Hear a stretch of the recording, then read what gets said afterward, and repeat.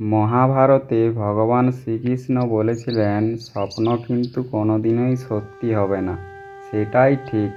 আমরা যদি কোনো স্বপ্ন দেখতে থাকি, কিন্তু সেটা কোনোদিনই আমাদের পূর্ণ হবে না। আমরা সব সময় বাড়িতে বসেই ভাবতে থাকি, এবারে একবার বৃন্দাবন থেকে ঘুরে আসি, কিন্তু আমাদের কোনোদিনই সেটা হয় না। কেন? আমরা তো ভগবানকে ভক্তি ভরে কোনোদিনই ডাকি না, কারণ তার জন্যই হয়তো আমাদের সেখানে যাওয়া হয়নি। তাই ভক্তি ভরে ভগবানকে ডাকুন, অবশ্যই আপনিও যেতে পারবেন।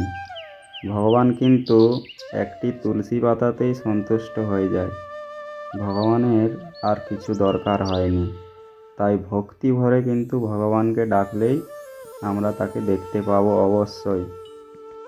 তো দেখতেই পাচ্ছেন, 84 কোষ জুড়ে যে বৃন্দাবনটি রয়েছে তারই কিছু দৃশ্য। এই হচ্ছে সেই বাল্যকালের শ্রীকৃষ্ণ তার সখাদের সঙ্গে গরু চড়িয়ে ছোটবেলায় যে দৃশ্যগুলি রয়েছে, সেই দৃশ্যগুলি এখানে দেখানো হচ্ছে। হ্যাঁ, এই সেই জায়গা যেখানে ছোটবেলায় ভগবান শ্রীকৃষ্ণ তার সখাদের সঙ্গে বাঁশুরি বাজিয়ে গরু চড়িয়ে বেড়াতো। আপনারাও আসুন, এই মধুর বৃন্দাবনটি নিজের চোখে দেখে যাও। এখানে এসে একবার ঘুরে যাও, জীবনে কোনোদিন ভুলতে পারবে না, এটা আমার গ্যারান্টি।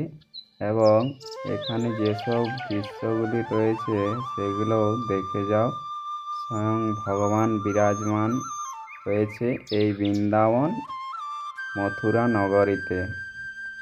84 কোষ জুড়ে যে বৃন্দাবনটি রয়েছিল, হ্যাঁ, এখানেই শ্রী রাধারানীর হৃদয়স্বরূপও রয়েছিল। এই সেই রাধারানী যে ভগবান শ্রীকৃষ্ণকে নিশ্চলভাবে প্রেম করেছিল। তার কথা সে কোনোদিনই ভুলতে পারেনি, এবং ভগবানও তাকে কখনোই ভুলে থাকতেন না।